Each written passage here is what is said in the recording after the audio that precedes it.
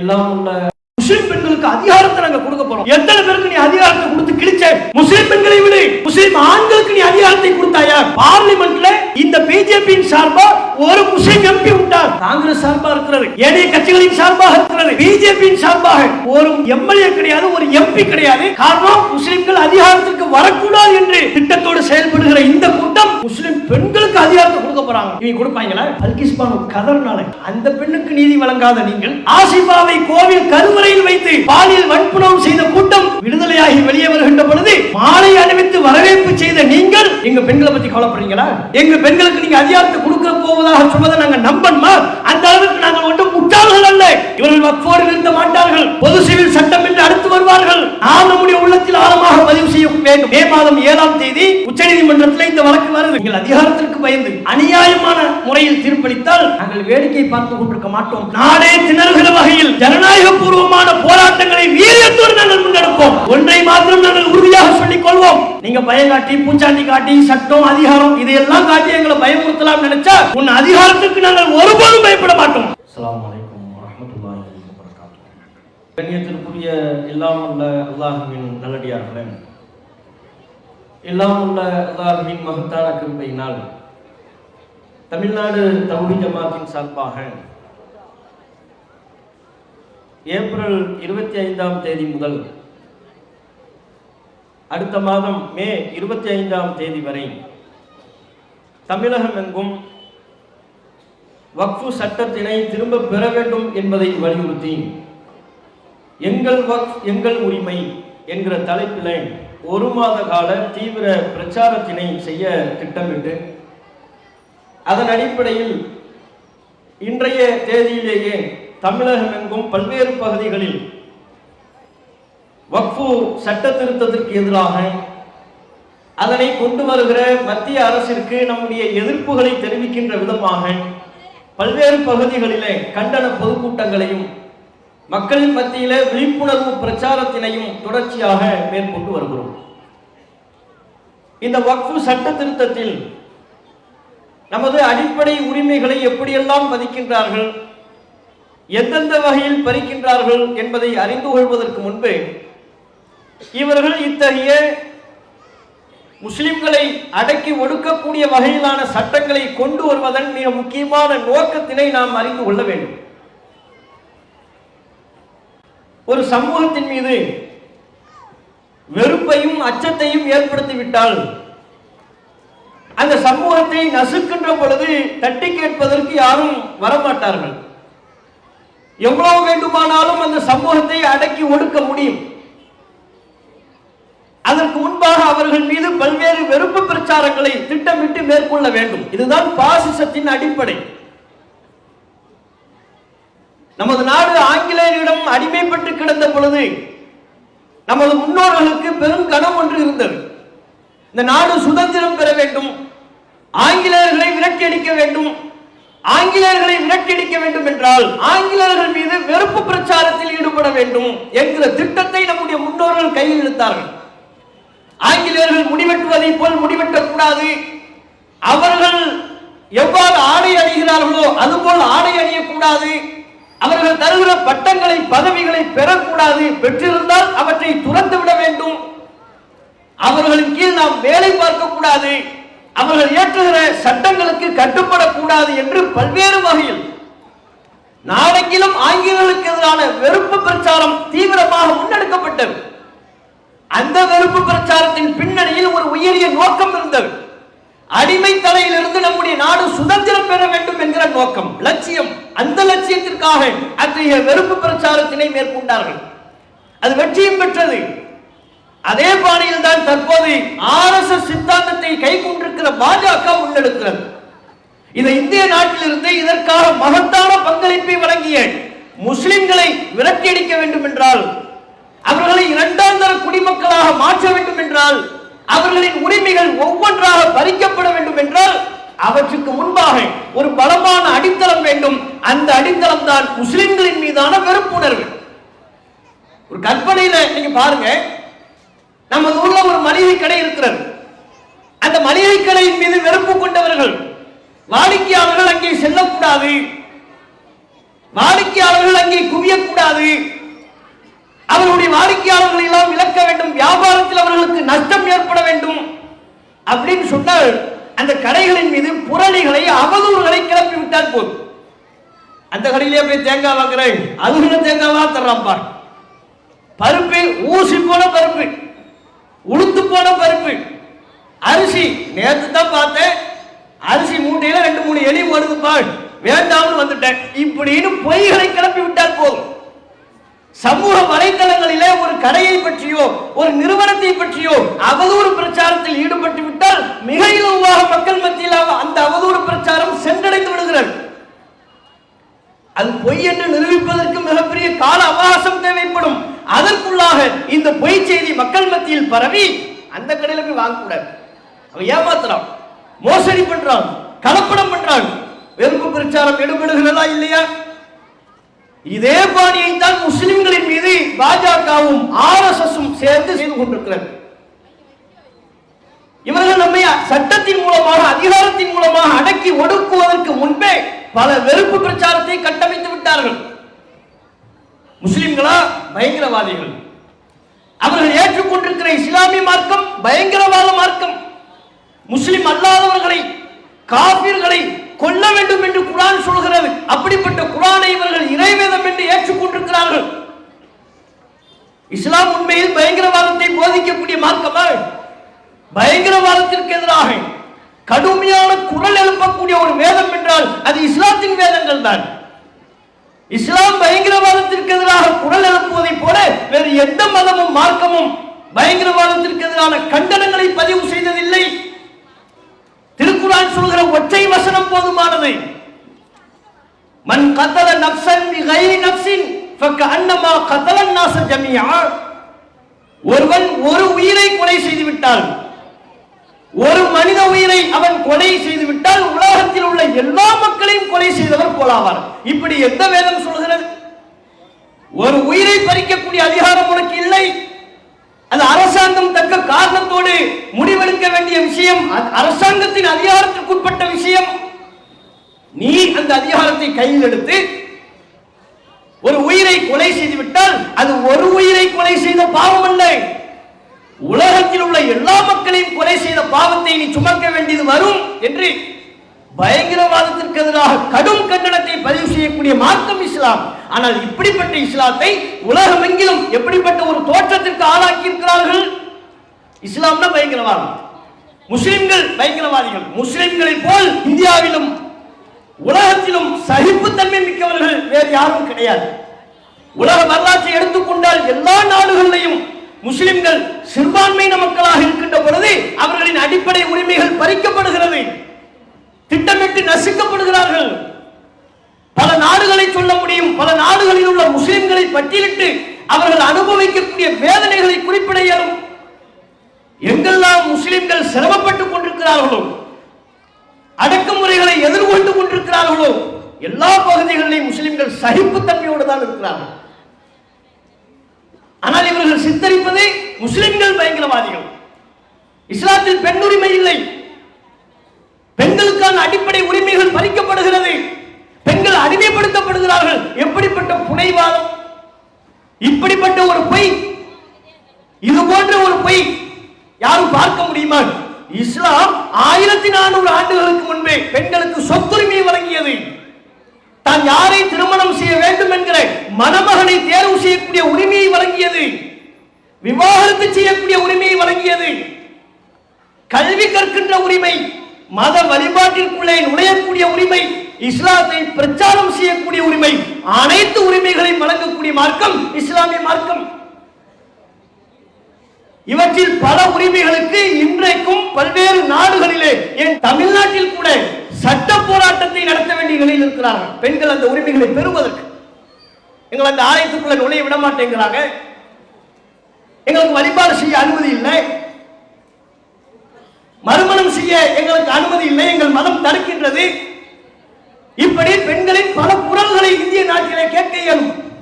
அப்படியான எந்த கொடுமைகளையும் இஸ்லாமிய பெண்களுக்கு இஸ்லாம் வழங்கவில்லை. அவ்வளவு கண்ணியத்தை உயர்வுகளை வழங்கியிருக்கிற இந்த மார்க்கத்தை பற்றி இஸ்லாம் பெண்களை அறிமுகப்படுத்துகிறது. பொய், புரணி, காரணம் என்ன? முஸ்லிம்களை ஒதுக்கல். இஸ்லாத்தின் பக்கம் யாரும் சென்று விடக்கூடாது. முஸ்லிம்களை நான் சட்டத்திற்கு அதிகாரத்திற்கு வந்ததற்கு பிறகு சட்டத்தின் மூலம் அவர்களை அடக்கி ஒடுக்கின்ற பொழுது இந்த முஸ்லிம்களுக்கு ஆதரவாக எவனும் குரல் எழுப்பிவிடக் கூடாது. அதற்கான அடித்தளம் இது 10-15 வருஷத்தில் போடப்பட்ட அடித்தளம் அல்ல.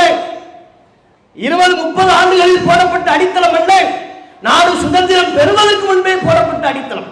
காந்தியை கொலை செய்கின்ற பொழுதே, இந்த நாடு சுதந்திரம் பெறக்கூடிய அந்த வேளையின் போதே இஸ்லாமிய வெறுப்பை கையில் துவக்கி விட்டார்கள். இஸ்மாயில் என்று பச்சை குத்தி காந்தியை கொலை செய்தவன் முஸ்லிம் என்கிற பொய்யை பரப்பி பிரிவினையின் போது அல்லது சுதந்திரத்தின் போது பல்லாயிரக்கணக்கான முஸ்லிம்கள் கொத்து கொத்தாக கொன்று குவிக்கப்படுவதன் பின்னணியில் இதே வெறுப்பு பிரச்சாரம் தான் இருந்தது. பாபர் மஸ்ஜித் நம்மிடமிருந்து பறிக்கப்படுவதற்கு இந்த வெறுப்பு பிரச்சாரத்தை பயன்படுத்திக் கொண்டார்கள். நம்ம பள்ளிவாசல்களை பறிக்கணும், நம்மை அடிமைப்படுத்தணும். சொந்த நாட்டில் இத்தனைக்கும் இந்த நாட்டில் அதிக உரிமை பெற்றவர்கள் இஸ்லாமியர்கள். வேறு எந்த சமுதாயத்தை காட்டிலும் சமூகத்தை காட்டிலும் இந்த நாடு சுதந்திரம் பெறுவதற்கு அதிக அளவில் ரத்தம் சிந்தியவர்கள் நமது முன்னோர்கள். இப்போது நம்மை அடக்கி ஒடுக்க வேண்டும் என்று நினைப்பவர்கள் யார்? இந்த RSS அந்த சித்தாந்தத்தை பரப்பக்கூடிய சங் பரிவார கும்பல். நாடு சுதந்திரத்தில் ஒரு சின்ன பங்காவது இவர்களுக்கு இருக்கா? அடிமைப்பட்டு கிடந்த வேளையில் இந்த நாடு சுதந்திரம் பெற வேண்டும் என்பதற்காக பல்வேறு தலைவர்களாக ஏற்றுக்கொண்டு அவர்களின் பின்னணியில் அணிதிரண்டு வீதியில் வந்து போராடினார்களே. ஒரு பக்கம் காந்தியின் தலைமையை ஏற்றுக்கொள்கிறார்கள், இன்னொரு பக்கம் திப்பு சுல்தானின் தலைமையை ஏற்றுக்கொள்கிறார்கள், இன்னொரு பக்கம் நேதாஜியின் தலைமையை ஏற்றுக்கொள்கிறார்கள். எல்லோருடைய தலைமையும் ஏற்றுக்கொண்டு வீதியில் வந்து போராடியவர்கள் யார்? இந்தியாவில் உள்ள அத்தனை பேரும்.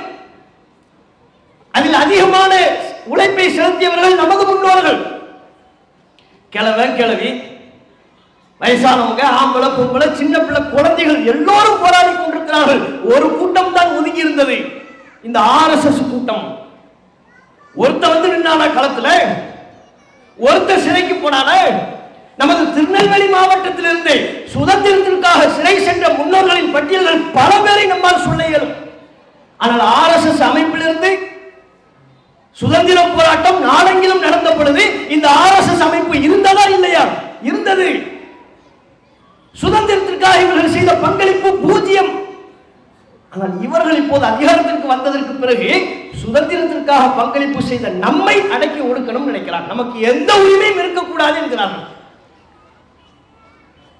நாங்க நினைச்சா உடைய எந்த சொத்தையும் எடுப்போம், நீதித்துறையை விலக்கி வாங்கி உடைய பள்ளிவாசலை வாங்குவோம், உங்களை தாக்குவோம், மாட்டிறைச்சி சாப்பிடக்கூடாது என்று சொல்லி அடித்தே கொள்வோம், ஜெய் ஸ்ரீராம் என்கிற கோஷத்தை சொல்ல சொல்லி உண்மை கொலை செய்வோம். யாரும் தட்டி கேட்பதற்கு வர மாட்டார்கள், வரக்கூடாது. இதுதான் அவர்களுடைய திட்டம். இந்த திட்டத்தை படிப்படியாக செயல்படுத்துவதின் விளைவாகத்தான் இன்றைக்கு வக்ஃபு சட்டத்தில் வந்து நிற்கிறார்கள். என்னென்ன உங்களுக்கு எல்லா விதமான செயல்பாடுகளையும் செயல் திட்டங்களையும் வடிவமைத்து கொடுப்பதற்கு அவர்களுக்கு ஒரு குழு இருக்கிறது.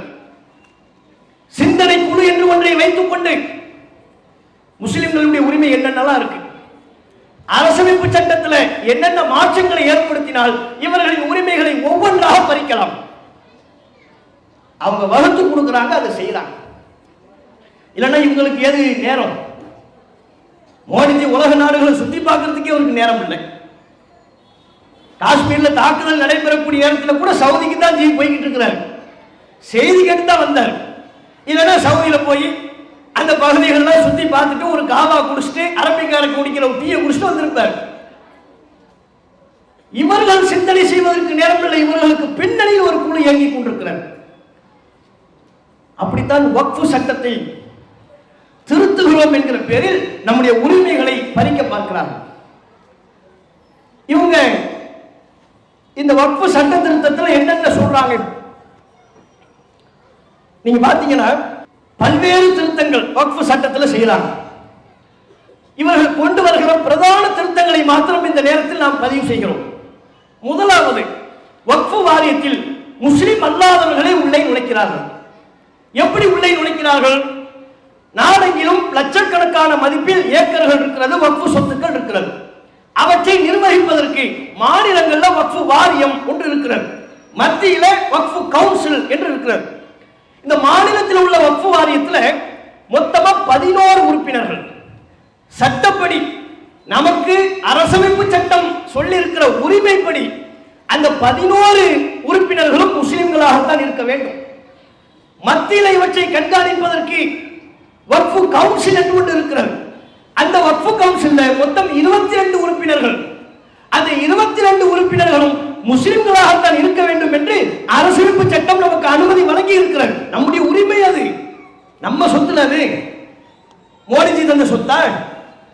கவர்மெண்ட் நமக்கு தந்த சொத்தா?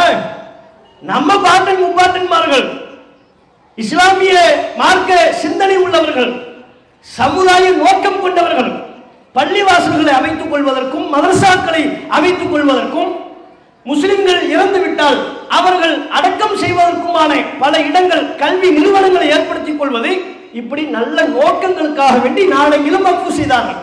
நம்ம முன்னோர்கள் உருவாக்கிய சொத்து, ஒரு நாள்ல சேர்ந்த சொத்து இல்லை, நேற்று அறிவு பண்ணி இன்னைக்கு சேர்ந்த சொத்து இல்லை.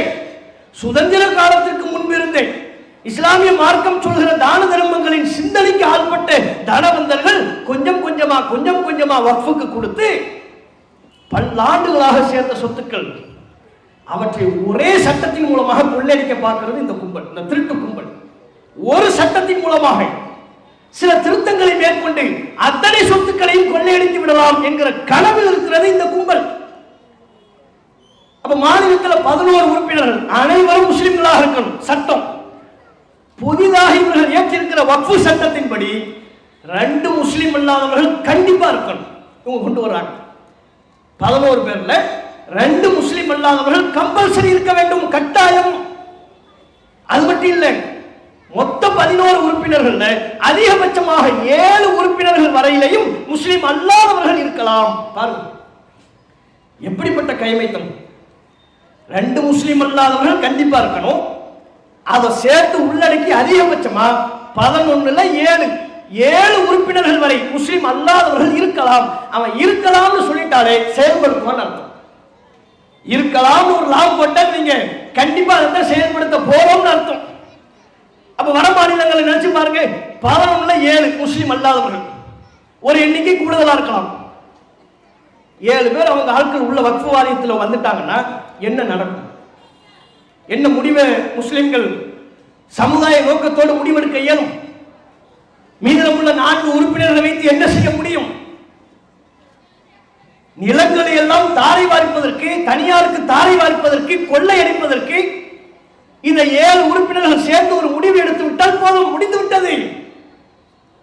அரசு சொல்லக்கூடிய உத்தரவுகளுக்கு அவர்கள் கட்டுப்பட்டு நடப்பார்கள், அவ்வளவுதான். அதே போல மத்தியில் இருக்கக்கூடிய வக்ஃபு கவுன்சில்ல மொத்தம் 22 உறுப்பினர்கள் எல்லாருமே முஸ்லிமா இருக்கணும்ங்கிறது சட்டம், இப்போதைய நடைமுறை.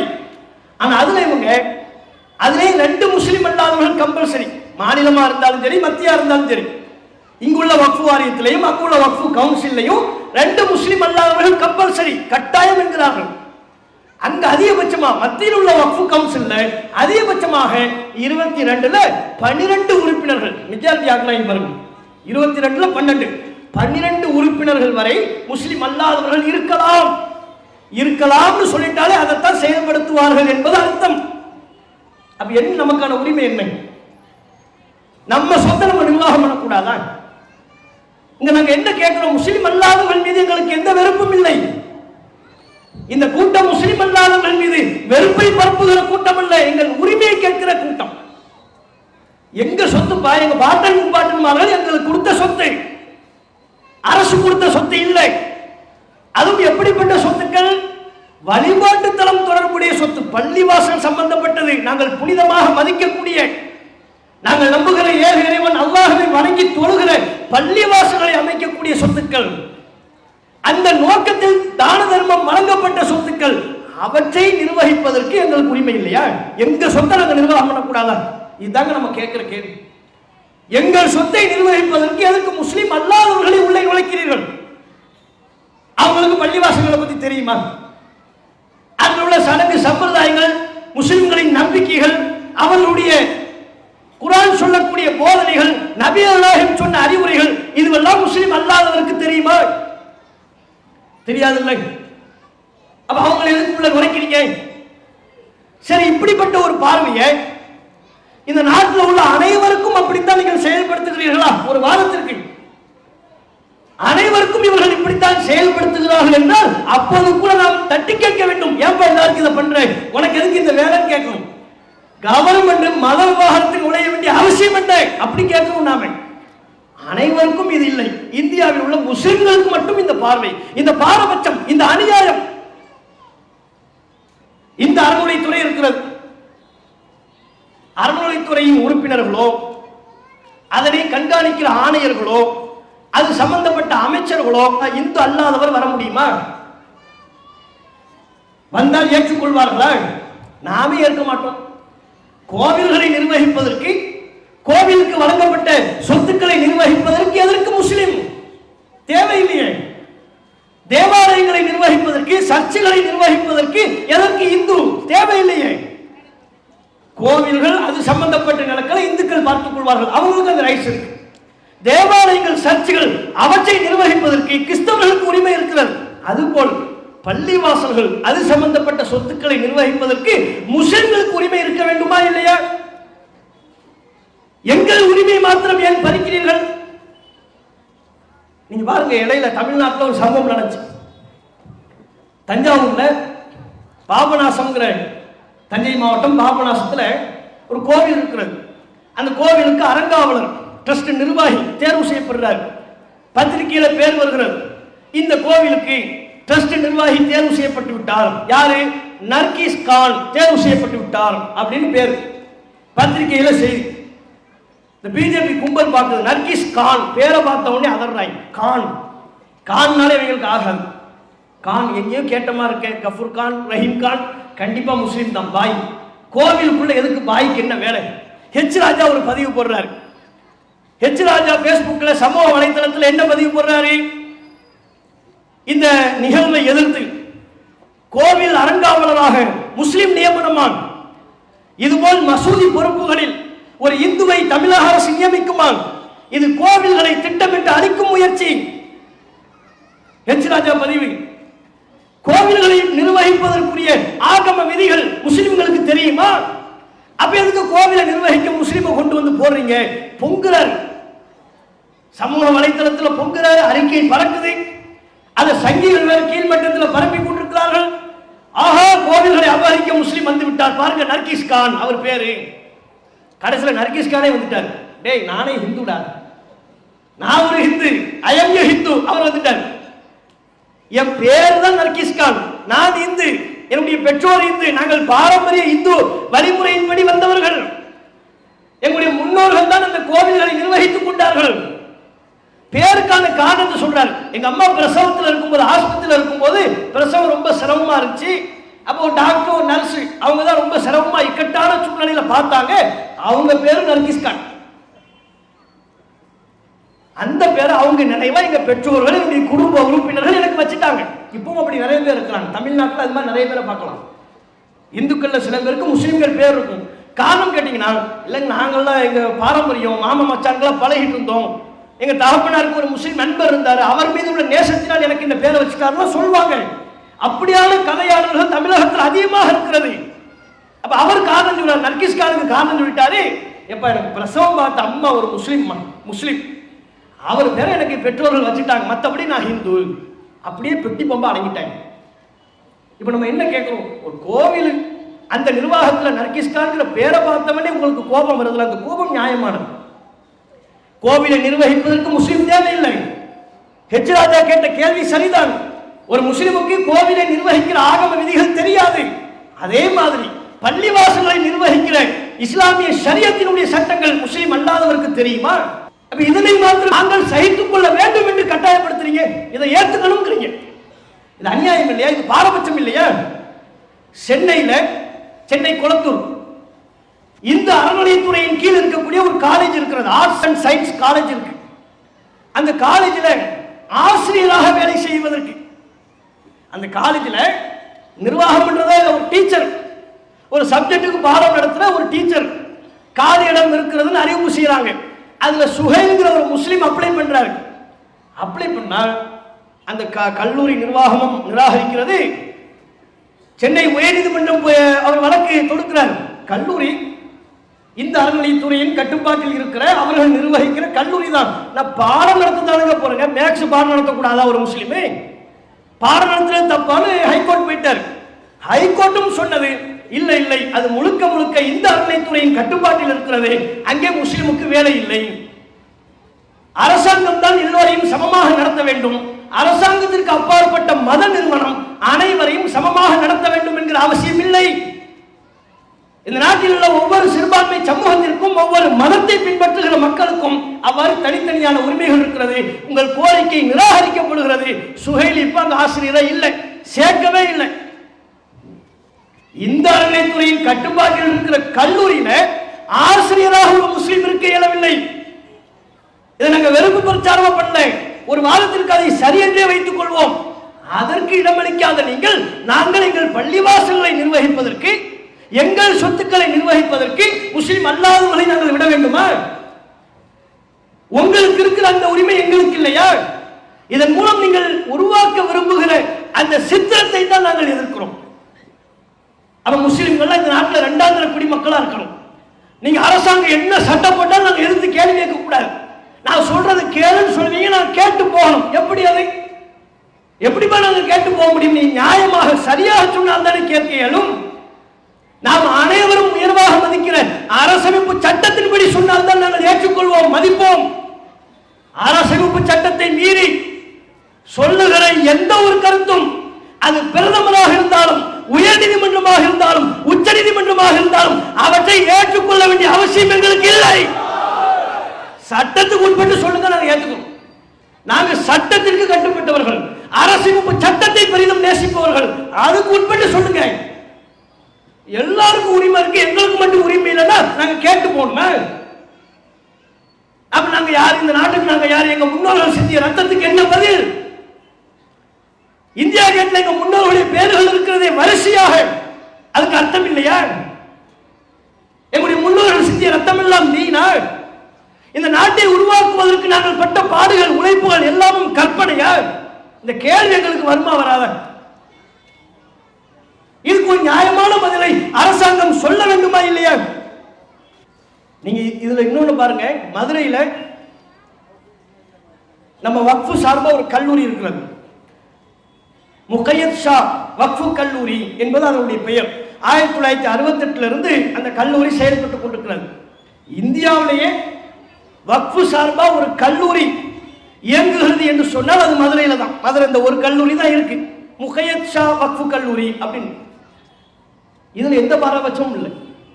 அந்த கல்லூரியில ஆசிரியர்களாக முஸ்லிம் அல்லாதவர்கள் இருக்கிறார்கள், அந்த கல்லூரியில மாணவர்களாக முஸ்லிம் அல்லாதவர்கள் இருக்கிறார்கள், சிறுபான்மை சமூகத்தை சார்ந்தவர்கள், பெரும்பான்மை மக்கள் எல்லோரும் அந்த கல்லூரியில் படித்து பயன்பெற்றுக் கொண்டிருக்கிறார்கள். நாங்க எந்த வெறுப்பையும் செய்யலையே. எங்கள் உள்ளத்தில் எந்த விதமான வெறுப்போ வன்மமோ கிடையாது. நாங்கள் கேட்கிறது, நாங்கள் நடத்தக்கூடிய கல்லூரியில் யாரும் வந்து படிக்க கூடாது என்பது எங்கள் கோரிக்கை அல்ல. அப்படியான சிந்தனை எங்களுக்கு கிடையாது.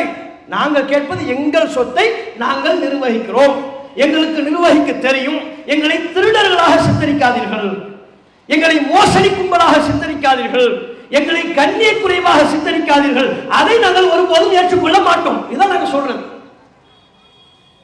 அடுத்து இவங்க சட்டம், சட்டத்துக்கு காரணம் சொல்லும் போதெல்லாம் மோடிஜி ரொம்ப பிரமாதமா சொல்வார். மேரா பஹியோ மேரா பெஹ்னோ ஆரம்பிச்சாருன்னா 1/2 மணி நேரம் மூச்சு விடாம பேசுவார். ஆனா நீங்க சொல்ற காரணத்துக்கும் கொண்டு வருகிற சட்ட விதிகள் திருத்தங்களுக்கும் எந்த சம்பந்தமும் இருக்காது. வக்ஃபு சட்ட திருத்தத்திற்கு இவர்கள் சொன்ன காரணம் என்ன? முஸ்லிம்கள் எவ்வளவு பேர் கஷ்டப்பட்டு இருக்கிறாங்க தெரியுமா? வீடு இல்லாம கஷ்டப்படுறாங்க. சரி, அவங்களுக்கெல்லாம் நாங்க வீடு கட்டி கொடுக்க போறோம். யார் நீயாப்பா? ஒண்ணு நாங்க நம்பணுமா? ஊப்பியில புல்டோசரை கொண்டு முஸ்லிம் வீடுகளை இடித்த கையவர் கூட்டம் யார்? குறிவைத்து ஒரு நிலத்தை ஆக்கிரமிப்புங்கிறாங்க. உதாரணமா இந்த இடத்தை வைத்துக்கலுங்க, இது எல்லாம் ஆக்கிரமிப்புங்கிறாங்க.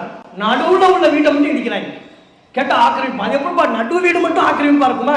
அவன் தான் முஸ்லிம், மீதமுள்ளவர்கள் முஸ்லிம்கள் அல்ல. ஆகவே இவர்கள் டெல்லியில ஊபியில ஏனைய பிஜேபி ஆளக்கூடிய வட மாநிலங்கள்ல குறிவைத்து முஸ்லிம்களின் வீடுகளை புல்டோசர்களை கொண்டு இடித்தீர்களே, நீயா எங்க சமூகத்துக்கு வீடு கட்டி தர போகிறாய்? வீடு கட்டி தரத்துக்காகத்தான் வக்ஃப் சட்ட திருத்தமா? அப்படி எதுவுமே அதுல இல்லையப்பா. நீ வீட்டை இடிக்கிற கூட்டமாச்சா ஒண்ணு எப்படி நாங்க நம்புவோம்? உங்களை நாங்க எந்த கூற்றின் அடிப்படையில் நம்புவது? எந்த காலத்துல எங்களுக்கு நீ வீடு கட்டி கொடுத்தாத ஒரு சம்பவம் சொல்லு. குஜராத்தில் வீடு கட்டி கொடுத்தீங்களா? நீங்க முதல்வராக இருந்த காலத்துல இருந்து இப்ப பிரதமராக 10 ஆண்டுகளுக்கு மேலாக பதவியில் இருக்கிற இந்த காலத்தையும் சேர்த்து எடுத்துக் கொள்ளுங்கள். நீங்கள் முஸ்லிம்களுக்கு வீடு கட்டி கொடுத்த சம்பவம் எங்க நடந்துச்சு? எங்க கனவுல கூட அப்படி வராது. உங்க கனவுலையாவது மோடிஜி வீடு கட்டி கொடுக்கிற மாதிரி கனவு வருமா? வருமா உங்களுக்கு? வீட்டை இடிக்கிற மாதிரி புல்டோசர் தான் கொண்டு இடிச்சிருவாங்களோ? வட மாநிலத்தில் அப்படித்தானப்ப எங்க சமுதாயத்தை பாடாப்படுத்துறீங்க. அவன் போராட்டத்துக்கு வரவிடாம அச்சுறுத்துவதே. நீ வந்தா லிஸ்ட் எடுக்கிறாங்க. இப்போது இந்த வக்ஃப் சட்ட திருத்தத்தை எதிர்த்து வட மாநிலங்களில் முஸ்லிம்கள் கிளர்ந்தெழுந்து போராடினார்கள். அவங்கள குறி வச்சு அவங்களுக்கு நோட்டீஸ் அனுப்புகிறார்கள். ஊபியில எல்லாரும் 2 லட்சம் 3 லட்சம் பிணை தொகை கட்ட வேண்டும். எதுக்கு? போராடியதற்கு. போராடினதுக்கு எவனா 2 லட்சம் கட்டணும்னு சொன்னா எப்படிப்பா? வட மாநிலத்தில் அந்த கொடுமை நடக்கிறது. இவர்கள் நமக்கு வீடு கட்டி தர போறாங்க, நம்ம நம்பணும். என்னமோ அடுக்குமாடி கட்டணம்லாம் கட்டி மேல ஸ்விம்மிங் பூல்லாம் வச்சு எது வக்ஃப் நிலத்துல இவர் கட்டி தருவார்னு சொல்வார், நம்ம நம்பணுமா? இவங்க கொண்டு வருகிற ஒவ்வொரு திருத்தத்தின் பார்கள் எப்படி இவங்க சித்தரிக்க முனைகிறார்கள் பாருங்க. ஒருத்தர் இஸ்லாத்தை ஏத்துக்கிட்டார். இஸ்லாத்தை ஏத்துக்கிட்டார், அவர் 5 வருஷத்துக்கு வக்ஃப் பண்ணக்கூடாது. இப்ப கொண்டு வந்திருக்கிற சட்ட திருத்தத்தின்படி. இதற்கு முந்தைய சட்டத்தில் அப்படி எந்த விதிகளும் இல்லை. யாரும் வக்ஃபுக்கு தானம் செய்யலாம். இப்போது அவர்கள் கொண்டு வந்த திருத்தத்தின்படி இஸ்லாத்தை ஏற்றுக்கொண்ட ஒருவர் 5 வருட காலத்திற்கு பிறகே வக்ஃப் செய்ய முடியும். அப்ப 5 வருஷம் அவருக்கு வக்ஃப் செய்யக்கூடிய உரிமை இல்லை. ஏன் இல்லை? ஏன் இல்லை நாங்க கேட்கிறோம். ஏன் 5 வருஷம் கழிச்சு அவர் வக்ஃப் பண்ணணும்? இன்னைக்கு இஸ்லாத்தை ஏத்துக்கிட்டார், கலிமா சொல்லிட்டார், இஸ்லாத்தின் கொள்கையை ஏற்றுக்கொண்டு விட்டார். இவர் வக்ஃபுக்கு எதையுமே கொடுக்கக்கூடாது. அடுத்த வருஷம் கொடுக்கலாமா? கொடுக்கக்கூடாது, அந்த உரிமை இல்லை. 2வது வருஷம் கொடுக்கலாமா? இஸ்லாத்தை ஏற்று 2 வருஷம் ஆயிடுச்சு. வக்ஃபுக்கு சொத்துக்களை கொடுக்கலாமா? கூடாது. 3 வருஷம் 4 வருஷம் 5 வருடம் வரை 5 வருடம் பூர்த்தியாகாமல் அவர் வக்ஃபிற்கு எதையும் தானம் செய்யக்கூடாது. 5 வருஷத்துக்கு பிறகு கூட அவர் பிராக்டிசிங் முஸ்லிமாக இருத்தல் வேண்டும். இஸ்லாத்தை பின்பற்றுகிற முஸ்லிம். உனக்கு எப்ப அந்த கவலை? இஸ்லாத்தை பின்பற்றுகிற முஸ்லிமா இருக்கணும். அப்படின்னா என்ன? வேலை தொழுகிறாங்கன்னு பார்ப்பாங்க. இனி வரக்கூடிய காலத்தில் உளவுத்துறைக்கெல்லாம் வேலை என்ன? பாய் ஃபஜருக்கு போறாரா? பிராக்டிசிங் முஸ்லிமா இருக்கிறாரா? எந்த பள்ளிக்கு போறாரு? கடைய பள்ளிக்கு போறாரா? வாகர் பள்ளிக்கு போறாரா? தௌஜமாத் பள்ளிக்கு போறாரா? சுன்னஜமாத் பள்ளிக்கு போறாரா? நோன்பு வச்சாரா? எல்லாத்தையும் உளவுத்துறை நோட் எடுத்துக்கிட்டு இருக்கும். ஏன்? இஸ்லாத்தை நடைமுறைப்படுத்துகிறாரா என்பதையும் அவர்கள் உறுதிப்படுத்தணுமா? அப்ப ஒரு முஸ்லீம் நோன்பு வைக்கல, உளவுத்துறை ரிப்போர்ட் போயிடும். இந்த மாதிரி இந்த தெருவில் இருக்கிற அவர் இந்த பாய் நோன்பு வைக்கல, நம்மளால நோன்பு வைக்கல. முதல் நோன்பு வச்சாரு, அடுத்து 27 அந்த நோன்பு தான் வச்சாரு. அடுத்து ஸ்ட்ரைட்டா பாய் பெருநாளுக்கு வந்துட்டாரு, இடைப்பட்ட எந்த நோன்புமே வைக்கல. இவர் பிராக்டிசிங் முஸ்லீமாக இல்லை, ஆகவே இவர் வக்ஃப் செய்வதற்கு தகுதி இல்லை. என்னங்கடா அவங்க சட்டம்? இன்னொருத்தர் லிஸ்ட் எடுப்பாங்க. ஆனா அவன் அப்துல் காதர் இவர் என்னப்பா வக்ஃப் செய்யலாமா? இவர் இஸ்லாத்தை ஏத்து 5 வருஷம் ஆயிடுச்சு, ஆனா பாய் இன்னும் ஹஜ்ஜிக்கு போகவே இல்லையே. அவன் டீ குடிக்கவே கஷ்டப்பட்டு இருக்கான், அவன் எங்க ஹஜ்ஜிக்கு போவான்? இவங்க கொண்டு வந்திருக்கிற திருத்தத்தை பாருங்க. இஸ்லாத்தை நடைமுறைப்படுத்துகிற முஸ்லீமா இருக்கணும். உனக்கு என்ன கவலை? அது எங்களுக்குள் நாங்கள் செய்யக்கூடிய சீர்திருத்த பிரச்சாரம். அவன் தொழுகிறான், தொழுகிற, உனக்கு என்ன கவலை? நீ எங்களை பத்தி கவலைப்படவே வேண்டாம். நீ எங்களை கவலைப்பட்டா தான் எங்களுக்கு பயமே. நீ எங்களை பத்தி சிந்திக்க ஆரம்பிச்சா, எங்களை பற்றி கவலைப்பட ஆரம்பித்தால் அப்போதான் நாங்கள் கவலைப்பட துவங்க வேண்டியதாக இருக்கிறது.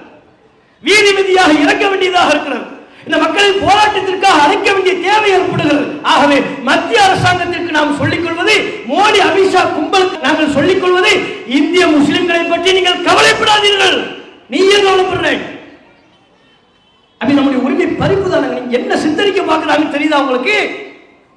5 வருஷத்துக்குள்ள அவன் வக்ஃபு செய்யக்கூடாது, வக்ஃபு செய்தால் செல்லாது அப்படின்னு சொல்ல வருவதன் மூலமா இவங்க மதமாற்றத்தில் ஈடுபடுறாங்க.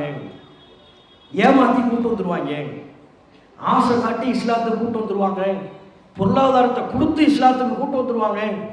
அவன் சுதாரிப்பு நிலைக்கு வரத்துக்கு எப்படி ஒரு 5 வருஷம் ஆகும் பாருங்க. கணக்க பாருங்க. நாமெல்லாம் நமக்கு வேற வேலை பொழப்பே இல்லை. எல்லாரையும் கட்டாயப்படுத்தி இஸ்லாத்துக்கு கூட்டு வந்தது. வாழ்முனையில் இஸ்லாத்துக்கு கூட்டு வர்றோமா நம்ம தான்.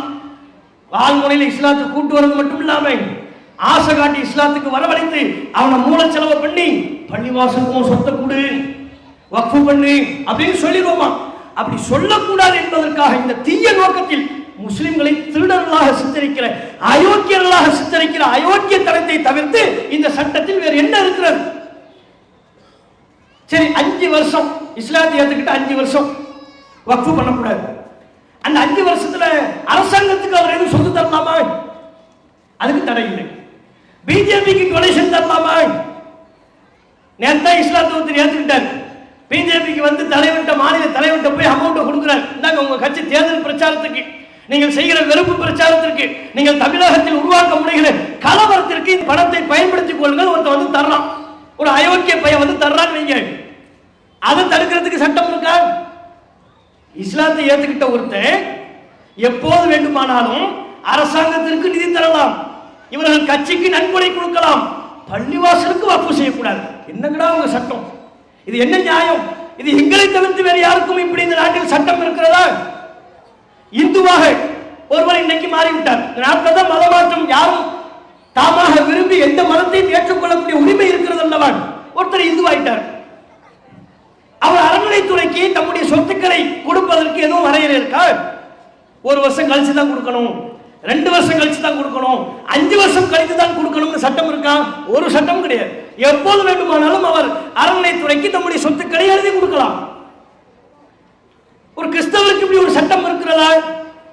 இந்த ஒப்பீடு நாம காட்டுவது வெறுப்புக்கு அல்ல, எங்களுடைய உரிமையை கிளைம் பண்றதுக்கு. யாருக்கும் இந்த சட்டம் இல்லாம எனக்கு மாத்திரம் ஏன் இந்த சட்டம்? அப்ப நீங்கள் என்ன சொல்ல வருகிறீர்கள்? எங்களுடைய உரிமையை எப்படி நீங்கள் பறிக்கிறீர்கள்? அந்த ரைட்ஸ் உனக்கு யார் கொடுத்தாங்க? இதான் நம்ம கேட்கிறோம். 5 வருஷம் கழிச்சு தான் கொடுக்கணும்னா அதை சொல்றதுக்கு நீ யாருப்பா? உனக்கு யார் அந்த அதிகாரத்தை கொடுத்தது? அவன் விரும்பினா என்றைக்கும் பள்ளிவாசல் கொடுப்பான், அவன் விரும்பினா பள்ளிவாசல் வகைகளுக்கு வக்ஃபு செய்வான். அதை தடுக்கிற அதிகாரம் அரசாங்கத்திற்கு இல்லை, ஆனால் சட்டத்தின் மூலம் தடுக்க பார்க்கிறார்கள். அடுத்து இவர்கள் முஸ்லிம் அல்லாதவர்கள் யாரும் வக்ஃபு செய்யக்கூடாது. இந்த சட்ட திருத்தம் நமது நாட்டை பொறுத்தவரை சரி தவறுக்கு அப்பாற்பட்டு ஆரம்ப காலத்திலிருந்தே இந்து மன்னர்கள் பள்ளிவாசல் வகைகளுக்கு ஏராளமா வாரி வழங்குவாங்க. அதே போல முஸ்லிம்கள், நவாபுகள், சாமானிய முஸ்லிம்கள் கோவில்களுக்கு நிறைய கொடுப்பாங்க. இந்துக்கள் முஸ்லிம்களுக்கு கொடுப்பதும், முஸ்லிம்கள் இந்துக்களுக்கு கொடுப்பதும் நமது நாட்டில் ஏராளம் இருக்கிறது. குறிப்பா தமிழ்நாட்டில் ஏராளமான உதாரணம் இருக்கிறது. சென்னை மயிலாப்பூர்ல கபாலீஸ்வரர் கோயில் இருக்கிறது. அந்த கோவில் குளத்தை கொடுத்தவர் ஒரு முஸ்லிம், ஆற்காடு நவாப். அவர் தான் இனாமா கொடுத்தார். இந்துக்கள் பயன்படுத்துகிற தமிழகத்தில் ஏராளமான இடங்கள் முஸ்லிம் மன்னர்கள், நவாபுகள் கொடுத்த சொத்துக்கள் ஏராளம் இருக்கிறது. தனிப்பட்டியல். அவர் முஸ்லிம் மன்னர்கள் இந்துக்களுக்கு கொடுக்கிறது, இந்து மன்னர்கள் முஸ்லிம்களுக்கு கொடுக்கிறது சர்வசாதாரணமா நம்ம நாட்டில் நடைமுறையில் இருக்கிறது. இவன் சட்டம் கொண்டு வர்றான், முஸ்லிம் அல்லாதவர்கள் வக்ஃபிற்கு எதையும் வழங்கக்கூடாது, அந்த ரைட்ஸ் இல்லை, வழங்கினால் செல்லாது. இவன் எப்படி சட்டம் கொண்டு வராங்க பாருங்க. முஸ்லீம் அல்லாதவர்கள் வக்ஃபுக்கு எந்த சொத்தையும் கொடுக்கக்கூடாது, 1 ரூபா கூட கொடுக்கக்கூடாது. ஆனால் வக்ஃபு சொத்தை முஸ்லீம் அல்லாதவர்கள் நிர்வகிக்கலாம், நம்மளை அதிகாரப்படுத்தலாம். நம்ம சொத்தை கண்காணிக்கிற உரிமை இருக்கு, கேள்வி கேட்கிற உரிமை இருக்கு, பள்ளிவாசலை பார்வையிட உரிமை இருக்கிறது, முத்தவள்ளிகளை கேள்வி கேட்கிற உரிமை இருக்கிறது. ஆனா வக்ஃபுக்கு 1 ரூபாயை போடுற உரிமை கிடையாது. என்ன சட்டம் இது? எங்க முத்தவள்ளிகளை, எங்க ஜமாத் நிர்வாகிகளை பள்ளிவாசல் சொத்துக்களை பற்றி கணக்கு கேட்க நீ யாரு? நீ கொடுத்த சொத்தா? திரும்ப திரும்ப கேட்கிறோம், அரசாங்கம் எங்களுக்கு கொடுத்த சொத்து அல்ல, எங்கள் சொத்து. எங்கள் சொத்தை முஸ்லிம் அல்லாதவர்கள் நிர்வகிக்கலாம், ஆனால் முஸ்லிம் அல்லாதவர்கள் 1 ரூபாயை கூட வக்ஃபுக்கு தான தர்மம் செய்யக்கூடாது. இது அயோக்கியத்தனமான சட்டமா இல்லையா? அடுத்து இவர்கள், நீ பாருங்க, நம்ம நாட்டில் லிமிடேஷன் ஆக்ட்னு ஒன்று இருக்கு, வரம்பு நிர்ணய சட்டம். 1963 இந்த சட்டத்தை கொண்டு வந்தாங்க. வரம்பு நிர்ணய சட்டம்னா என்ன? ஒருத்தர் இன்னொருத்தர் அடிச்சிட்டாரு, கடுமையா உடம்புல காயம் ஏற்பட்டு விட்டது. இப்ப காவல்துறையில போகணும் அல்லது நீதிமன்றம் போகணும், கிளைம் பண்ணணும். கிளைம் பண்றதா இருந்தா அதற்கான கால அளவு என்ன?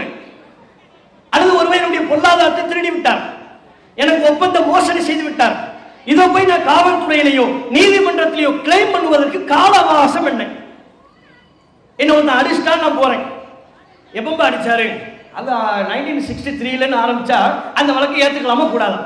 88 என்ன ஒன்று அடிச்சிட்டாங்க. எப்பவுமே சொல்றாரு 2025 போய் ஒருத்தர் சொல்றாரு என்ன அடிச்சிட்டாங்க, கொலகார பாவி யாருப்பா, இந்த இன்னாலுதான் எப்ப உன கொலை பண்ண வந்தான், அது 92 வந்தான். எப்ப போறாரு? 25 போய் கிளைம் பண்ண போறாரு. இப்படி போலாமா? இதுக்கு ஒரு வரம்பு நிர்ணய சட்டத்தை கொண்டு வருகிறார்கள், லிமிடேஷன் ஆக்ட். காயம் ஏற்படுத்தினால் அதை ஒரு வருஷத்துக்குள்ள போய் கிளைம் பண்ணணும். என்ன அடிச்சிட்டான், என் கையை ஓடிச்சிட்டான் அப்படின்னு நீ வழக்கு தொடுப்பதா இருந்தா, நீதிமன்றத்திற்கோ காவல்துறைக்கோ செல்வதாக இருந்தா ஒரு வருஷத்துக்குள்ள போகும். ஒரு வருஷம் தாண்டி அவன் என்ன அடிச்சிட்டான்னு சொன்னா காவல்துறை அந்த வழக்கை எடுத்துக்கொள்ள வேண்டிய அவசியம் இல்லை. நீதிமன்றம் அந்த வழக்குகளை புறக்கணிக்கலாம், நிராகரிக்கலாம். இதுதான் வரம்பு நிர்ணய சட்டம். ஒப்பந்த விதிமீறல், ஒப்பந்தத்துக்கு அதிகபட்சம் 5 வருஷம் 6 வருஷம். என்ன மோசடி பண்ணிட்டான், என் பொருளாதாரத்தை திருடிட்டான், நீங்க வழக்கு கொடுக்கிறதா இருந்தா 6 வருஷத்துக்குள்ள போகும். அது மாதிரி சொத்துக்களுக்கு 12 வருஷம்னு ஒரு லிமிட் இருக்கு. என் நிலத்தை காலி இடத்தை அபகரிச்சுட்டாங்க, போய் வீடு கட்டிட்டான், என் நிலத்தை இவன் பிடிங்கி விட்டான் அப்படின்னு போய் வழக்கு கொடுப்பதா இருந்தா 12 வருஷம். 12 வருஷத்தை தாண்டி விட்டால் அந்த நிலம் அவனுக்குரிய நிலமாகவே இருந்தாலும் அதை கிளைம் பண்ணக்கூடிய உரிமை அவனுக்கு கிடையாது. இதுதான் லிமிடேஷன் ஆக்ட் சொல்லுது. ஆனா பழைய வக்ஃபு சட்டத்துல தெளிவாக பிரிவு 107, பழைய வக்ஃபு சட்டத்தில் பிரிவு 107 ஒன்று இருந்தது. அதுல வரம்பு நிர்ணய சட்டம் வக்ஃபு சொத்துக்களுக்கு பொருந்தாது அப்படின்னு இருந்துச்சு. அப்படின்னா என்ன? ஒரு நிலம் காலி நிலம் வக்ஃபு நிலம்னு இருக்கு, எவனோ உள்ள புகுந்து ஆட்டையை போட்டான், நீ 12 வருஷத்துக்குள்ள வந்து கிளைம் பண்ணணுங்கிற அவசியம் இல்லை, எப்ப வேணாலும் கிளைம் பண்ணலாம். 20 வருஷம் ஆயிடுச்சு, 20 வருஷத்துக்கு பிறகுதான் அது வக்ஃபு சொத்துனே சம்பந்தப்பட்ட நிர்வாகிகளுக்கு தெரிய வருகிறது. 20 வருஷம் ஆயிடுச்சே, 12 வருஷம்ங்கிற அந்த லிமிட்டை தாண்டிடுச்சே, பார்க்க வேண்டிய அவசியம் இல்லை. வக்ஃபு சொத்தால் சிறுபான்மை சமுதாய மக்கள் நீங்க ஏமாற்றப்பட்டிருக்கலாம், உங்களுக்கு ஒரு அநியாயம் நடந்திருக்கலாம், நீங்க தாராளமா கிளைம் பண்ணுங்க. கால வரையறை இல்லாமல் வக்ஃபு சொத்துக்களை கிளைம் பண்ணுவதற்குரிய அதிகாரம் நமக்கு இருந்தது, பழைய வக்ஃபு சட்டத்தில் இருந்தது. பிரிவு 107 அந்த உரிமையை நமக்கு வழங்கியது. இந்த திருட்டு கும்பல் நைசா இந்த சட்ட திருத்தத்துக்குள்ள போய் 107 பிரிவை நீக்கிட்டாங்க. இல்ல, இப்ப பிரிவு 107 இல்லை. அதன் மூலமா என்ன சொல்ல வருகிறார்கள்? வக்ஃபு நிலம் என்று நீங்கள் உரிமை கோருவதாக இருந்தால் 12 வருஷத்துக்குள்ள உரிமை கோரணும். 12 வருஷம் தாண்டி விட்டால் அந்த நிலத்திற்கும் வக்ஃபிற்கும் சம்பந்தம் இல்லை, அபகரித்தவர்களுக்கே அந்த நிலம் போகும். எவ்வளவு பெரிய கயவர்கள் இவங்க! சொல்றாங்க நம்ம நிலத்தை எல்லாம் மீட்க போறாங்க. எதுக்குப்பா இந்த வக்ஃபு சட்ட திருத்தம்? உங்க நிலம் அபகரிப்புல இருக்குல்ல, ஆக்கிரமிப்புல இருக்குல்ல, அதையெல்லாம் மீட்டு உங்களுக்கே தரப்போம். இவர்கள் மீட்கக்கூடியவர்களா? நீ உண்மையிலேயே ஆக்கிரமிப்பில் இருக்கிற வக்ஃபு சொத்துக்களை மீட்டு தருவதற்கு தான் இந்த சட்டம் என்றால் 107 பிரிவு 107 ஏன் நீக்கினீர்கள்? 107 நீக்கிட்டாங்க, கமுக்கமா நீக்கிட்டாங்க. எல்லாரும் சட்ட திருத்தத்தை பத்தி புதுசா கொண்டு வந்ததை பத்தி பேசிக்கிட்டு இருக்கும் பொழுது கமுக்கமா பார்த்தா பழசு நமக்கு இருந்த இந்த உரிமையை பறித்து விட்டார்கள்.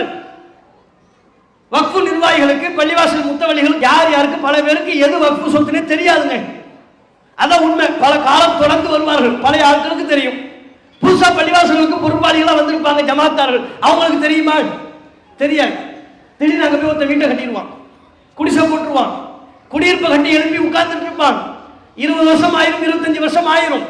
இப்ப கோர்ட்டுக்கு போக முடியுமா? போக முடியாது, ஆக்கிட்டாங்க. அதான் 12 வருஷம் தாண்டிடுச்சுல, இனி அந்த நிலத்திற்கும் உங்களுக்கும் சம்பந்தம் இல்லை என்கிறார்கள். இது எப்படி ஏற்றுக்கொள்ள முடியும்? இது அநியாயம் இல்லை, இது பாரபட்சம் இல்லை, இது எங்களுடைய சிறுபான்மை மக்களின் உரிமைகளை நசுக்கக்கூடிய ஒன்று அல்லவா? அதே மாதிரி இப்ப கொண்டு வந்திருக்கிற புதிய சட்ட திட்டத்தில் 6 மாதத்திற்குள் எல்லோரும் வக்ஃபு சொத்துக்களை, அது சம்பந்தப்பட்ட அதிகாரிகள் இவங்க ஒரு இணையதளம் கொடுத்திருக்கிறாங்க, அந்த போர்ட்டல்ல நீங்க பதிவு பண்ணுங்க, ஆதாரங்களோடு ஆவணங்களோடு பதிவு பண்ணணும்ங்கிறாங்க. இது வக்ஃபு நிலம், இந்த வருஷத்திலிருந்து இது வக்ஃபாக இருக்கிறது, இந்தாங்க இதுக்குரிய ஆதாரம், இதற்குரிய சான்றுகள் அப்படின்னு பதிவு செய்யணுமா? 6 மாத காலத்திற்குள் பதிவு செய்ய வேண்டும். சரி, சம்பந்தப்பட்ட நிர்வாகிகள் 6 மாத காலத்திற்குள் பதிவு செய்யவில்லை, நிலை என்ன? அது சர்ச்சைக்குரிய நிலம் என்று ஆக்கப்பட்டு விடும். சர்ச்சைக்குரிய நிலம் என்றால் அரசு என்ன முடிவை எடுக்கின்றதோ அதுதான் முடிவு. அப்படின்னா என்ன? 6 மாசத்துக்குள்ள பதிவு பண்ணலன்னா உங்க நிலம் உங்களுக்கு இல்லைங்கிறாங்க. அப்ப எத்தனை லட்சம் ஏக்கர் நிலத்தை கொள்ளடிக்க இவங்க திட்டம் திட்டுறாங்க? எப்படிலாம் நுணுக்கமா சட்ட திருத்தத்தை கொண்டு வருகிறார்கள். வக்ஃபு பை யூசர், பயன்பாட்டு அடிப்படையில் இது வக்ஃபு அப்படின்னு சொல்லி ஒன்று இருக்கு. முஸ்லிம் முன்னோர்கள் தானமாக கொடுத்தது 2 வகையில தானமாக கொடுத்தாங்க. ஒன்று எழுத்துப்பூர்வமா, இந்தாங்க இந்த நிலம், அதுக்குரிய பட்டா பேப்பர் இது வக்ஃபாக்கிருங்க இப்படின்னு கொடுத்தாங்க. அது அதுக்குரிய எழுத்துமானங்கள் ஆவணங்கள் இருக்கும், அது தனி. இன்னும் சில பேர் வக்ஃபு பண்ணாங்க எப்படின்னா ஓரல், அவங்க மரண தருவாயில பிள்ளைகளுக்கு சொல்லிடுவாங்க இதெல்லாம் வக்ஃபு பண்ணிருப்பா, அந்த இடத்துல பள்ளிவாசல் கட்டிரு, இந்த இடத்துல மதரசாவை கட்டு, வக்ஃபு அப்படின்னு சொல்லிடுவாங்க. இஸ்லாத்தின்படி வாய்மொழியாகவும் வக்ஃபு செய்யலாம். ஆனால் இவர்கள் இப்போது கொண்டு வந்திருக்கிற புதிய சட்ட திட்டத்தின்படி வாய்மொழி வக்ஃபு செல்லாதுங்கிறாங்க. அப்ப இத்தனை ஆண்டு காலமாக வாய்மொழியாக செய்யப்பட்ட வக்ஃபுகள் வக்ஃபு பை யூசர் பயன்பாட்டு அடிப்படையில் ஆண்டாண்டு காலமாக 100 ஆண்டு காலமாக வக்ஃபுக்குரிய இடங்களாகவே பயன்படுத்தப்பட்டிருக்குமே, அவற்றின் நிலை என்ன? அதெல்லாம் வக்ஃபு இல்லைங்கிறாங்க, வக்ஃபு கிடையாது. அப்ப பாருங்க, நாம ஒரு பள்ளிவாசலுக்கு கொதிச்சு எழுந்தோம். பாபர் மஸ்ஜித் என்கிற பள்ளிவாசல், அதுவும் வக்ஃபு தான். உண்மையிலே இவர்கள் வக்ஃபு நிலத்தை மீட்டு தருவதற்கு தான் இந்த சட்டம் என்று சொன்னால் இவர்கள் முதலில் மீட்டு தர வேண்டியது பாபர் மஸ்ஜிதை. அது நம்முடைய வக்ஃபு நிலம். ஆனால் அந்த நிலத்தை நம்மிடமிருந்து அதிகாரத்தை பயன்படுத்தி பறித்துக் கொண்டவர்கள் ஒரு பள்ளிவாசலை பறித்தால் போதாது, இருக்கின்ற 1000 பள்ளிவாசல்களை பறிக்க வேண்டும் என்றால் அதற்கு இந்த சட்டம் தான் நமக்கு கை கொடுக்கும் என்று நம்புகிறார்கள். அவன் பார்க்கலாம், பிளான் பண்ற அழகாவத்தில் சொன்னார். ஒரு இந்து மத சகோதரர் சொன்னார், முஸ்லிம்களே விழித்துக் கொள்ளுங்கள், அவர்கள் ஒரு பள்ளிவாசலை உங்களிடமிருந்து அபகரிப்பதற்கு பல 100 ஆண்டுகள் தேவைப்பட்டது. இந்தியாவெங்கிலும் இருக்கக்கூடிய அத்தனை பள்ளிவாசல்களை பறிக்க வேண்டும் என்றால் இனி கால அவகாசத்தை நாம் எடுத்துக்கொள்ளக் கூடாது, சட்ட திருத்தத்தின் மூலம் அவற்றை செய்ய வேண்டும். அதற்குத்தான் இந்த வக்ஃபு சட்ட திருத்தம். விழித்துக் கொள்ளுங்கள், உங்கள் பள்ளிவாசல்களை காப்பாற்றிக் கொள்ளுங்கள். ஒரு இந்து சகோதரர் சொல்றார். ஏன் இப்ப அத்தனை பள்ளிவாசல் கேள்விக்குறியாயிரும்ல? உதாரணத்துக்கு சொல்றேன், வக்ஃபு பை யூசர் செல்லாது. எதுக்கெல்லாம் வக்ஃபு என்பதற்கு ஆதாரம் இல்லை, அதையெல்லாம் செல்லாதுன்னு சொல்லிட்டா, ஏன்னா இப்ப நம்ம கத்துறது நமக்காண்டி கத்தலங்க. தவு ஜமாத்து சொத்தெல்லாம் வக்ஃபு சொத்தா? எங்க பள்ளிவாசல்ல வக்ஃபு பள்ளிவாசல, எங்க பள்ளிவாசல் கத்திக்கிட்டு இருக்கிறோம். இந்தியாவெங்கிலும் உள்ள முஸ்லிம் முன்னோர்கள் நமக்காக வேண்டி வழங்கிய சொத்துக்களில் ஒன்றை கூட நாம் இழந்துவிடக் கூடாது என்கிற அக்கறையில் நாங்கள் கத்திக் கொண்டிருக்கிறோம்.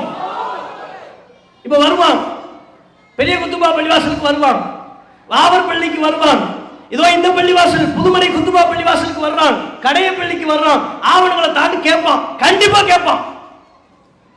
வர மாட்டான் என்பதற்கு உத்தரவாதம் இல்லை, வருவான். சங்கி அதிகாரிகள் இருக்கின்ற வரை அது நடக்கும். திருப்பரங்குன்றத்தில் பிரச்சனை செய்தார்களா இல்லையா? ஆண்டாண்டு காலமாக அந்த மலைக்கு மேலே தர்கா இருக்கிறது, முஸ்லிம்கள் சென்று வந்து கொண்டிருக்கிறார்கள். அந்த தர்காவை இடமாற்றம் செய்ய வேண்டும் என்று குரல் எழுப்பியவர்கள் தானே, ஒரு அதிகாரி தானே அங்கே முஸ்லிம்களை மேலே செல்லக்கூடாது என்று தடுத்தார். அதிகார மட்டத்திற்குள் சங் பரிவார் சிந்தனை கொண்டவர்கள் உள்ளே நுழைகின்ற பொழுது இந்தியாவில் வட மாநிலங்களில் எது நடைபெறுகின்றதோ அது தமிழகத்திலும் நடக்கும். நாம தான் விழிப்புணர்வா இருக்கணும். வருவான், எடுங்க ஆவணங்களை எடுங்கன்னு கேட்பான். நம்ம கிட்ட உண்மையிலேயே ஆவணம் இருந்தால் நம்ம முன்னோர்கள் எந்த நிலையில இருந்தாங்க, ஆவணங்களை பாதுகாத்தா இருந்தாங்க. இப்போ உங்களை எல்லாம் பார்த்து பெர்த் சர்டிபிகேட் எடுத்துருவான்னு கேட்கிறேன், எடுத்து வந்துருவீங்களா? பெர்த் சர்டிபிகேட் எல்லாருக்கும் இருக்குமா? இருக்கும். இருக்கிறத நம்ம ஒழுங்கா பாதுகாத்திருக்க மாட்டோம். நம்முடைய முன்னோர்கள் அதை எடுத்து எங்கேயோ மேல வச்சிருப்பாங்க, அது எலி தின்னுருக்கும், அல்லது பால் அடைஞ்சு தூசி அது கடைந்து நாசமா போயிருக்கும். அந்த பிரச்சனை ஒரு பக்கம். இன்னொன்னு போட்டோ ஒத்து பார்ப்பாரு. இவரும் ஒன்னா இருக்கு. போட்டோவில் இருக்கிற பாயும் நம்ம கண்ணுக்கு முன்னால் நிற்கிற பாயும் ஒன்னா, போட்டோவில் இருக்கிற பாயம்மாவும் நம்ம கண்ணுக்கு முன்னால் இருக்கிற பாயம்மாவும் ஒன்னா அப்படின்னு பார்ப்பாங்க.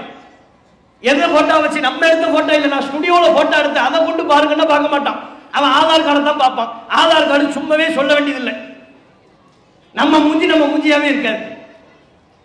யதார்த்தத்திலாவது கொஞ்சம் நல்லா இருக்கும் மூஞ்சி. ஆதார் கார்டில் பார்த்தா அகோர லட்சணத்தில் இருக்கும்.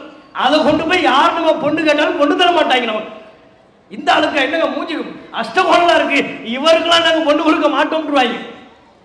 ரொம்ப சந்தோஷப்படாது. பெண்களுக்கு அதே நினைத்தான். அந்த பெண் போட்டோவை கொடுத்து பொண்ணு பார்க்க வர்றாங்க, மாப்பிள்ளை வீட்டில இருந்து போட்டோ தாங்கன்னு கேட்கிறாங்க. ஆதார் கார்டை எடுத்து கொடுக்குற தைரியம் யாருக்கு இருக்கா? நாங்க இதாங்க பொண்ணு போட்டா பார்த்து முடிவு சொல்லுங்க, பார்க்கவே வேண்டாம் வேணாம்ன்றவாங்க. அப்ப இப்படி முகத்தை ஒப்பீடு செய்து பார்ப்பார்கள். ஆவணங்கள் பேர் சரியா இருக்கான்னு பார்ப்பான், எழுத்து எதுவும் மாறி இருக்கா, ஸ்பெல்லிங் மிஸ்டேக் சொல்லவே வேண்டாம். அரசு அதிகாரிகள் போய் நம்ம ஒரு பேர் சொன்னோம்னா அவர் ஒரு பேர் எழுதுவார்.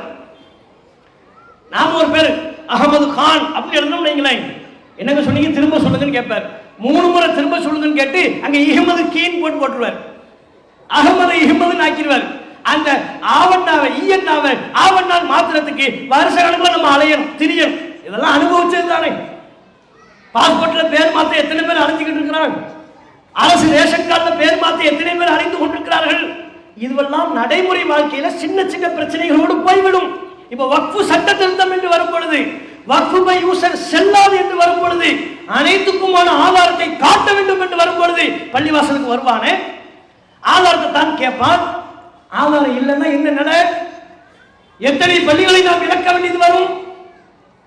கொத்துவா பள்ளிவாசலில் நமக்கு இல்லை என்று சொல்வான், கரையப்பள்ளி இல்லை என்பான், நாவற்பள்ளி இல்லை என்பான். கேட்டால் ஆவணம் இல்லை, ஆவணத்தை காட்டினால் அந்த ஆவணம் சரியில்லை என்று சொல்வான். எப்படிங்க விட முடியும்? எப்படியாவது இந்த கொடுமை நாம் எப்படி சகித்துக் கொள்ள முடியும்?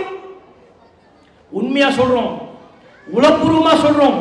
இவர்கள் இந்த வக்ஃபு சட்ட திருத்தத்தை கையில் பயன்படுத்திக் கொண்டு தமிழ்நாட்டிற்குள் வந்து உள்ளே நுழைந்து நமது பள்ளிவாசல்களை அபகரிக்க முயற்சித்தால், அது எந்த பள்ளிவாசல்களாக இருந்தாலும் சரி, கருத்து வேறுபாடுகளை கலைந்து அந்த பள்ளியை காப்பதற்கு நாங்கள் முதல் அணியில் வந்து நிற்போம்.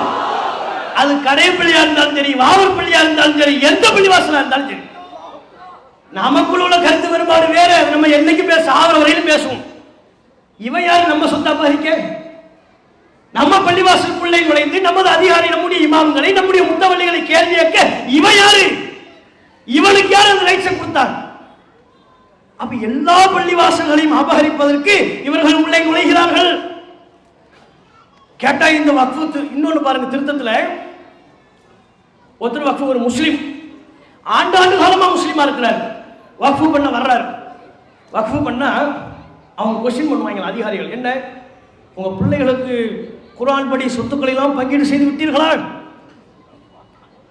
என்ன கவலை இவங்களுக்கு பாருங்களேன், எப்படிதான் திங்க் பண்றாங்க. உங்கள் பெண் பிள்ளைகளுக்கு கொடுக்க வேண்டிய சொத்துக்களை நிசாப் அடிப்படையில் நபிகள் நாயகம் சொன்ன ஆதாரப்பூர்வமான ஹதீஸ்களின் அடிப்படையில் கொடுத்து விட்டீர்களா? ஏன்பா இந்த கேள்வி? இல்ல, கொடுத்ததுக்கு பிறகுதான் நீங்க வக்ஃபு செய்ய முடியும். சொத்து பங்கீடு முக்கியம் அல்லவா? உங்க பிள்ளைகளுக்கு நீங்க என்னென்ன கொடுக்கணுமோ அதையெல்லாம் கொடுத்து முடிச்சாதான் நீங்க வக்ஃபு பண்ண முடியும். எப்படி எப்படி வர்றாங்க பாருங்க. மேலோட்டமா பார்க்கும்போது நல்ல விஷயம் போல் தெரியும். இதே சட்டம் வேறு எந்த மதத்துக்கும் இருக்கா? இந்து வாரிசுரிமை சட்டப்படி ஒரு இந்து தம்முடைய சொத்தை கோவில்களுக்கு, ஏனைய அன்னதானங்களுக்கு, தர்ம காரியங்களுக்கு கொடுப்பதற்காக முன் வரும் பொழுது இதே கொஸ்டினை இவர்கள் கேட்பார்களா? ஒரு கிறிஸ்தவருக்கு இந்த கேள்வி உண்டா? கேள்வி கேட்க வேண்டும் என்பது நம்முடைய நோக்கம் அல்ல. கேள்வி உண்டா? கிடையாது.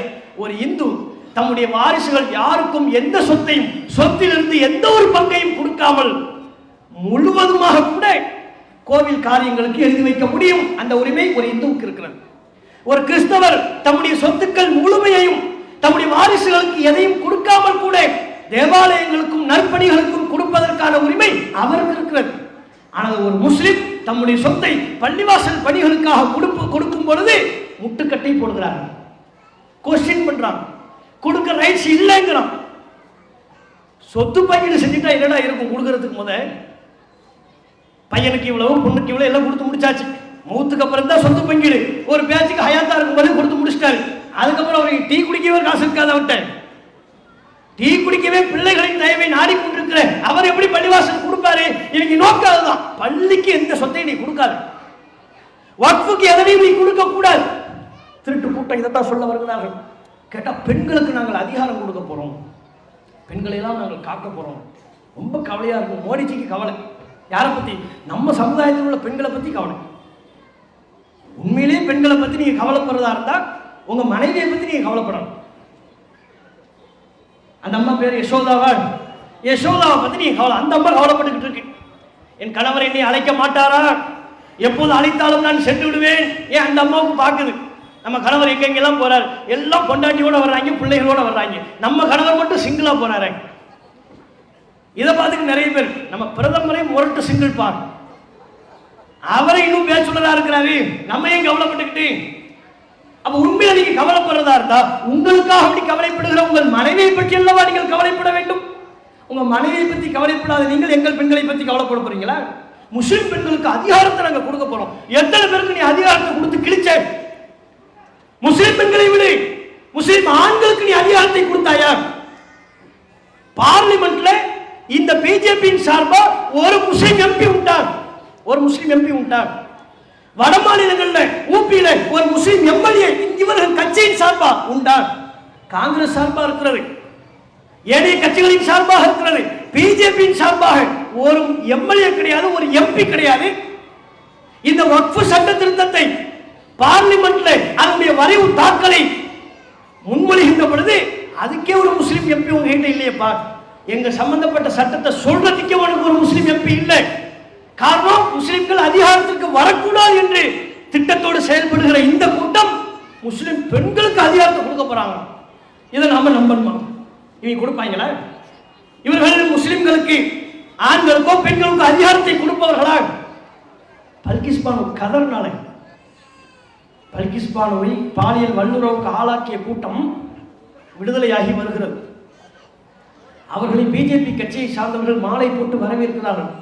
அதனை பார்த்து அந்த பெண்ணின் நெஞ்சமெல்லாம் குமுறுகிறது. ஒட்டுமொத்த இந்தியாவிற்கும் ஒரு கடிதத்தை எழுதினாள். அந்த கடிதம் தேசத்தையே உலுக்கியது. அவள் அந்த கடிதத்தில் கேட்டாள், என்னை நான் கர்ப்பிணி பெண்ணாக இருக்கின்ற பொழுது சில வார்த்தைகளை சொல்ல இயலாது, அந்த நிலையில் வலிய என்னை வன்புணர்வுக்கு ஆளாக்கிய ஒரு கூட்டம் கண்ணுக்கு முன்பாக வெளியே வந்து தப்பித்துக் கொண்டிருக்கிறார்கள். இவர்களுக்காக மாலை போடுகிறீர்கள்? இவர்களுக்கு எந்த தண்டனையும் இல்லையா? என்னுடைய வயிற்றில் உள்ள சிசுவை காலால் எட்டி மிதித்து அந்த சிசுவை வெளியில் எடுத்து சுவற்றோடு தூக்கி அடித்து கொலை செய்த மாப்பாவிகள் என் கண்ணுக்கு முன்பாக விடுதலையாகி வருகிறார்கள். இவர்களின் விடுதலையா நீங்கள் கொண்டாடுகிறீர்கள்? என் சகோதரர்களை, குடும்ப உறுப்பினர்களை நான் படுக்கையில் இருந்து பார்த்துக் கொண்டிருக்கின்ற பொழுதே பெட்ரோலை ஊற்றி எரித்து சாம்பலாக்கிய கூட்டம் விடுதலையாகி வருகிறார்கள். நீங்கள் இனிப்பு வழங்கி கொண்டாடுகிறீர்கள். இவர்களுக்கு எந்த தண்டனையும் இல்லையா என்று இந்திய மன்றத்திடம் கேட்டால், இந்திய மக்களிடம் கேட்டால், அந்த பெண்ணுக்கு நீதி வழங்காத நீங்கள் ஆசிபாவை கோவில் கருவறையில் வைத்து பாலியல் வன்புணர்வு செய்த கூட்டம் விடுதலையாகி வெளியே வருகின்ற பொழுது மாலை அணிவித்து வரவேற்பு செய்த நீங்கள் எங்க பெண்களை பத்தி கவலைப்படுறீங்களா? எங்க பெண்களுக்கு நீங்க அதிகாரத்தை கொடுக்க போவதாக சொல்வதை நாங்கள் நம்பணுமா? அந்த அளவுக்கு நாங்கள் ஒன்றும் முட்டாள்கள் அல்ல. அதனால் நாங்கள் இறுதியாக இன்னும் ஏராளமான சட்ட திருத்தம் இருக்கிறது. இவர்கள் வெளியில் சொல்லக்கூடிய அத்தனையும் பொய், கயமைத்தனம். இவர்களின் நோக்கம் முஸ்லிம்களை கருவறுப்பது. அதற்குத்தான் பொய் பிரச்சாரமும் அதிகாரம் கைக்கு வந்ததற்கு பிறகு நம்மை அடக்கி ஆள வேண்டும், நம்முடைய உரிமை ஒவ்வொன்றாக பறிக்க வேண்டும் என்று நினைக்கிறார்கள். இவர்கள் வக்ஃபோடு நிறுத்த மாட்டார்கள். பொது சிவில் சட்டம் என்று அடுத்து வருவார்கள். நாம் நம்முடைய உள்ளத்தில் ஆழமாக பதிவு செய்ய வேண்டும். நீதிமன்றத்தில் மே மாதம் 7ஆம் தேதி உச்ச நீதிமன்றத்தில் இந்த வழக்கு வருது. கண்டிப்பாக நீதிபடி தீர்ப்பளிப்பார்கள் என்று நாம் நம்புகிறோம். இன்றைக்கும் இந்திய முஸ்லிம்களுக்கு, தமிழகத்தில் வாழ்கிற முஸ்லிம்கள் ஜனநாயக விழுமியங்களின் மீது ஆறாத நம்பிக்கை கொண்டவர்களாக, வலுவான உறுதியான நம்பிக்கை கொண்டவர்களாக களத்தில் நின்று கொண்டிருக்கிறோம். ஜனநாயக போராட்டத்தை முன்னெடுத்துக் கொண்டிருக்கிறோம். சட்டத்தின்படி தீர்ப்பு வரும் என்று நாங்கள் நம்புகிறோம். நீங்கள் அதிகாரத்திற்கு பயந்து அநியாயமான முறையில் தீர்ப்பளித்தால் நாங்கள் வேடிக்கை பார்த்துக் கொண்டிருக்க மாட்டோம். நாடே கொந்தளிக்கக்கூடிய வகையில், நாடே திணறுகிற வகையில் ஜனநாயக பூர்வமான போராட்டங்களை வீரியத்தோடு நாங்கள் முன்னெடுப்போம். ஒன்றை மாத்திரம் நாங்கள் உறுதியாக சொல்லிக் கொள்வோம். நீங்க பயம் காட்டி, பூச்சாண்டி காட்டி, சட்டம், அதிகாரம் இதையெல்லாம் காட்டி எங்களை பயமுறுத்தலாம் நினைச்சா உன் எண்ணத்தை மறந்துவிடு. உன் அதிகாரத்துக்கு நாங்கள் ஒருபோதும் பயப்பட மாட்டோம். வக்ஃபு பள்ளிவாசல் ஒன்றை கூட நாங்கள் இழக்க மாட்டோம். வீதியில் இறங்கி போராடுவோம். ஜனநாயக சக்திகளை ஒன்று திரட்டுவோம். முஸ்லிம் அல்லாத மக்களுக்கு நமக்கு இழைக்கப்படுகிற கொடுமைகளை சொல்லி நியாயம் கேட்போம். அவர்களையும் இந்த ஜனநாயக போராட்டத்தில் அணி திரட்டுவோம் என்பதை இந்த நேரத்தில் சொல்லிக்கொண்டு என்னுடைய உரையை நிறைவு செய்து கொள்கிறேன். வாஹுர் தாவானா அல்ஹம்துலில்லாஹி ரப்பில் ஆலமீன். அஸ்ஸலாமு அலைக்கும் வரஹ்மத்துல்லாஹி வபரகாத்துஹு.